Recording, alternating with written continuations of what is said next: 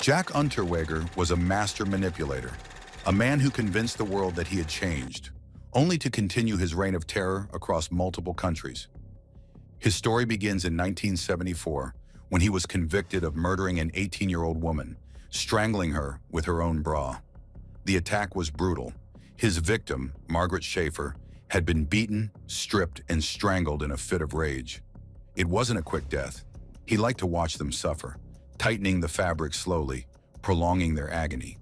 When her body was found, the ligature marks on her neck told investigators that the killer had enjoyed the process of taking her life. Unterweger was sentenced to life in prison, but instead of fading into obscurity, he reinvented himself as a model prisoner. He wrote autobiographies, poetry, and plays, gaining support from Austrian intellectuals who believed his imprisonment was a tragic miscarriage of justice. After years of public pressure, he was granted early release in 1990, hailed as a reformed man, an example of how prison rehabilitation could work. But Jack Unterweger wasn't reformed. He was just getting started. No one suspected anything at first. After all, Unterweger had become a journalist, often covering crime stories, ironically, many about unsolved murders of women. But soon the pattern emerged. In the months following his release, women started disappearing across Austria. The victims were mostly sex workers, women who wouldn't be immediately missed, making them easy targets. And just like his first murder, he strangled them with their own bras, stockings, or lingerie, a signature method designed to humiliate and control his victims. But this time, Unterweger's attacks were even more sadistic. He didn't just strangle them quickly, he played with them, tightening and loosening the fabric to prolong their suffering. Some were found with deep scratches and bruises, evidence that they fought for their lives, but they never stood a chance. He would brutalize them first, slamming them into walls, hitting them until they lost consciousness, then use their own clothing to suffocate them slowly.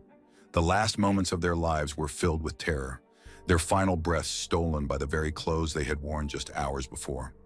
Then he expanded his killing spree internationally. While on assignment in Los Angeles, Unterweger embedded himself with police reporting on sex worker murders. The police had no idea that their journalist companion was the very killer they were looking for. In just a few weeks, 3 women were found strangled in Los Angeles, their bodies dumped in remote locations. All of them had been lured into his car, made to feel at ease by his charming, soft-spoken nature, only to be beaten, strangled, and discarded like garbage. One victim had ligature marks so deep that they left bruises on her jawline, suggesting Unterweger had used immense force, his grip tightening until she stopped moving completely. Another woman's body was left in an alley, her bra pulled so tightly around her neck that it had cut into her skin. By the time authorities connected the murders, it was too late. Unterweger had fled the country. After a massive international manhunt, Unterweger was finally captured in Miami in 1992. During his trial, he claimed innocence, but the evidence was overwhelming. His victims all bore the same signs of strangulation, the same sadistic, deliberate method he had honed over decades. Some had defensive wounds, proof that they had tried desperately to escape. Others had scrapes and bruises from being dragged across rough surfaces, as if he took pleasure in treating them like nothing more than objects. He was convicted of 11 murders, though the true number could be much higher. Rather than serve another life sentence, Unterweger hanged himself in his prison cell, using a rope made from his bed sheets and shoelaces. His signature murder method, one last time. He was a killer who fooled the world, a man who walked out of prison only to kill again in plain sight, all while writing about his own crimes.